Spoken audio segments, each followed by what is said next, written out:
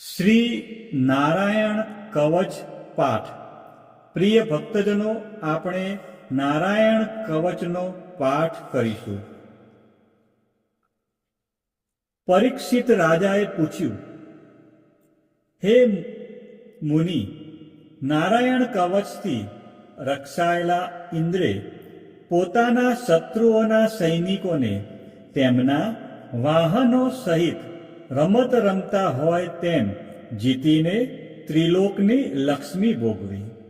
તે નારાયણ નામનું કવચ મને કહો.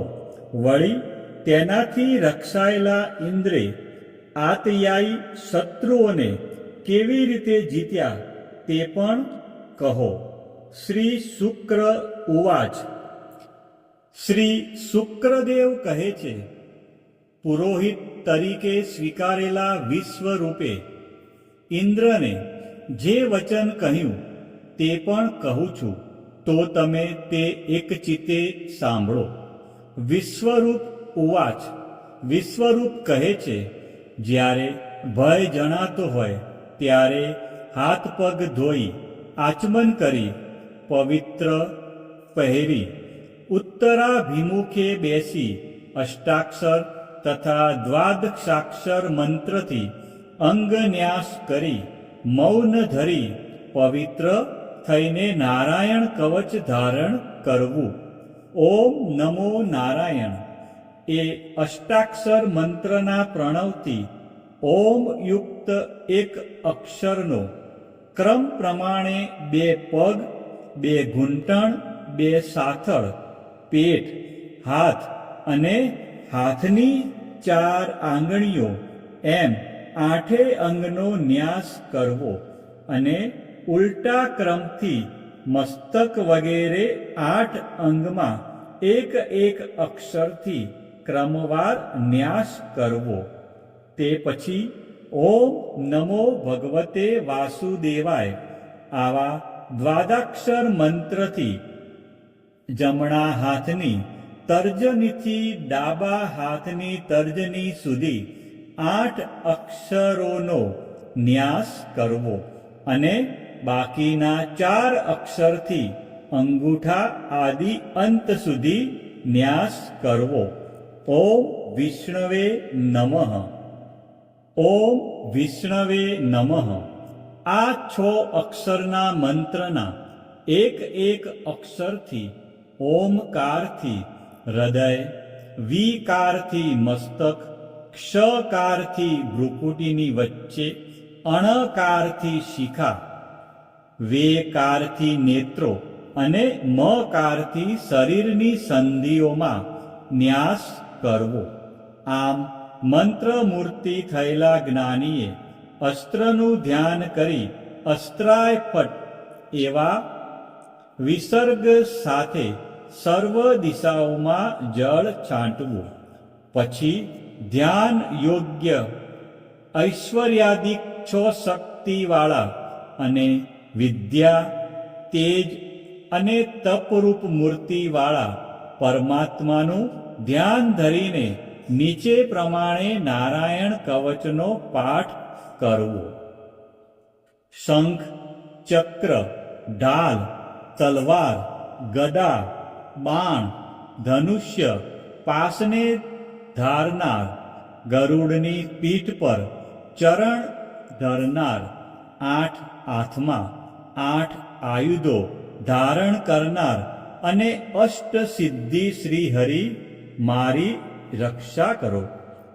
મત્સ્ય ભગવાન જંતુઓ અને વરુણ પાસથી મારી રક્ષા કરો.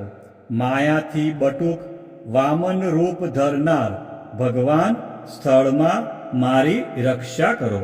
ત્રિવિક્રમ વિશ્વરૂપ ભગવાન આકાશમાં મારી રક્ષા કરો.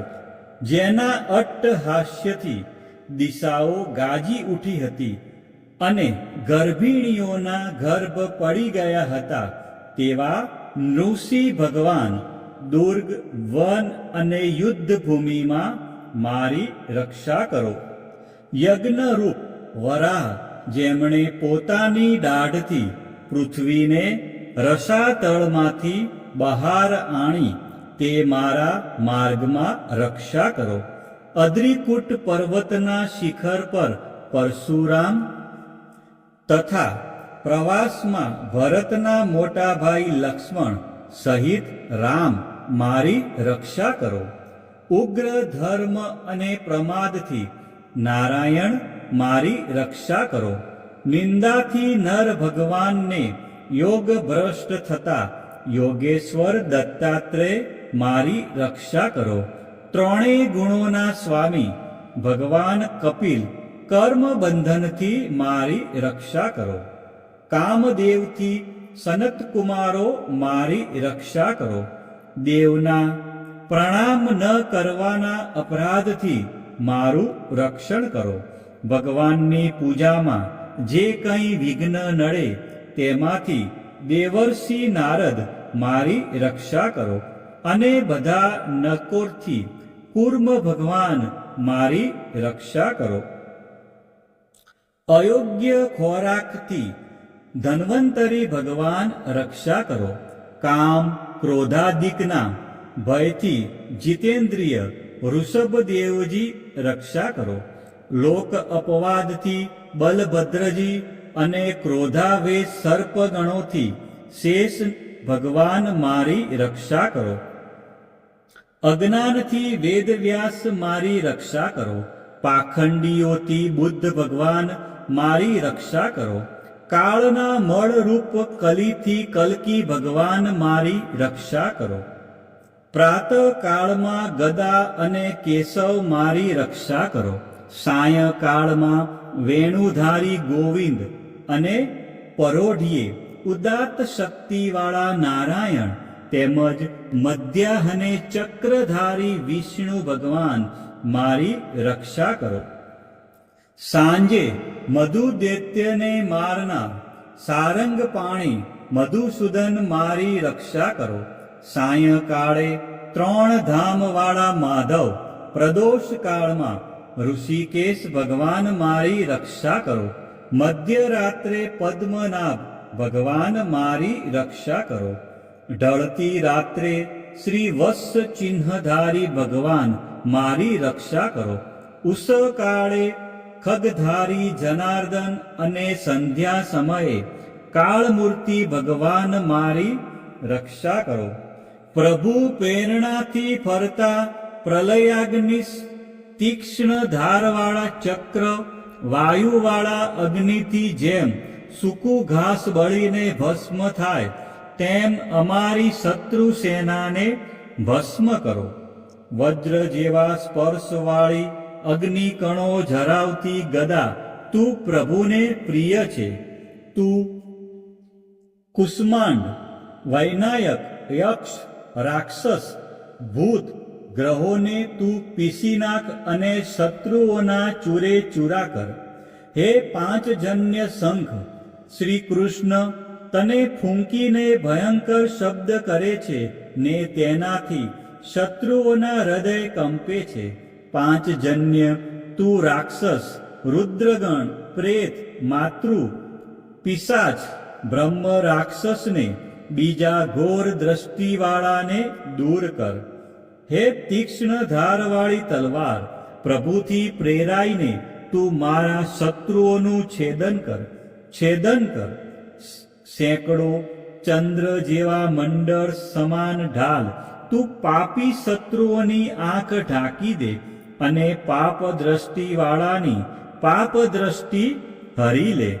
ગ્રહો કેતુ મનુષ્યો સર્પો વાઘ ભૂતાદિ પાપ સમૂહથી થતો ભય અને કલ્યાણમાં વિઘ્ન કરનારા ભયો ભગવાન નામરૂપ અસ્ત્રથી સત્વરે નાશ પામે. વૈદિક સ્ત્રોતોથી સ્તુતિ કરાયેલા વેદમૂર્તિ અને સમર્થ ગરુડ ભગવાન સાથે વિશ્વસેન ભગવાનના વાહન બધા દુઃખોથી મારી રક્ષા કરો. ભગવાનના નામ રૂપ વાહન અને આયુધ તે સર્વ દુઃખોથી મારી રક્ષા કરો. અને બુદ્ધિ ઇન્દ્રિય મન ને પ્રાણની ભગવાનના પાર્ષદો મારી રક્ષા કરો. બધું જગત ભગવાનનું સ્વરૂપ છે. તે સત્ય હોય તો તે સત્ય વડે બધા ઉપદ્રવો નાશ પામો. ભગવાન અભેદ દ્રષ્ટિવાળાની દ્રષ્ટિએ અભેદ છે, છતાં સ્વેચ્છાએ આભૂષણ, આયુધ, લિંગ, શરીર તથા અવતારો ધારણ કરે છે. તે સત્ય પ્રમાણથી સર્વવ્યાપી ભગવાન હરિ સર્વરૂપે સર્વત્ર સદા મારું રક્ષણ કરો. શ્રી નૃસિંહના નામના ઉચ્ચારથી જળ, વાયુ, અગ્નિ આદિનો પ્રભાવ પોતાના તેજથી દૂર કર્યો છે. એવા લોકના ભયને દૂર કરનાર ભગવાન નરસિંહ સર્વત્ર ચૌતરફથી મારી રક્ષા કરો. વિશ્વરૂપ ઉવાચ.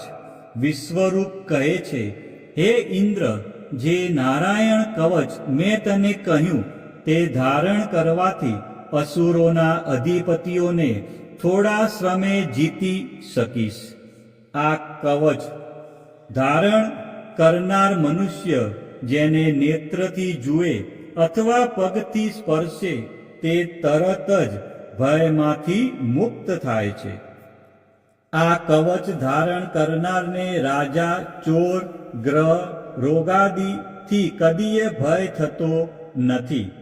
પૂર્વે કૌશિકે આ કવચ ધારણ કરી યોગ ધારણા વડે મરુભૂમિમાં પોતાનો દેહ છોડ્યો હતો. એક વખતે પોતાની સ્ત્રીઓથી વીંટળાયેલા ગંધર્વપતિ ચિત્રરથ વિમાનમાં બેસી જ્યાં કૌશિકે દેહ છોડ્યો હતો ત્યાં આવ્યો.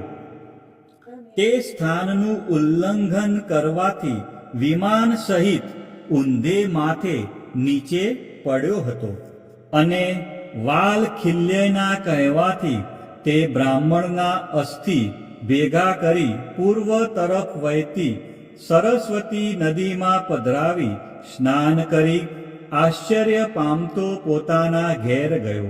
શ્રી શુક્ર ઉવાચ. સુકદેવજી કહે છે, હે રાજન, યોગ્ય સમયે ભક્તિપૂર્વક આ કવચને સાંભળે અથવા ધારણ કરે તેને સર્વ પ્રાણીઓ વંદન કરે અને ભયમાંથી મુક્ત થાય છે. ઇન્દ્રે આ કવચ વિશ્વરૂપ પાસેથી શીખીને યુદ્ધમાં અસુરોને જીતી 3 લોકની લક્ષ્મી ભોગવી. ઇતિ શ્રીમદ્ ભાગવતે મહાપુરાણે પારમહંસ્યા સંહિતાયા ષષ્ઠ સ્કંધે નારાયણ વર્મ કથનમ નામાષ્ટોમોધ્યાય. શ્રી નારાયણ કવચ સમાપ્ત. તમે મારો નારાયણ કવચનો પાઠ સાંભળ્યો તે બદલ તમારો ખૂબ ખૂબ આભાર.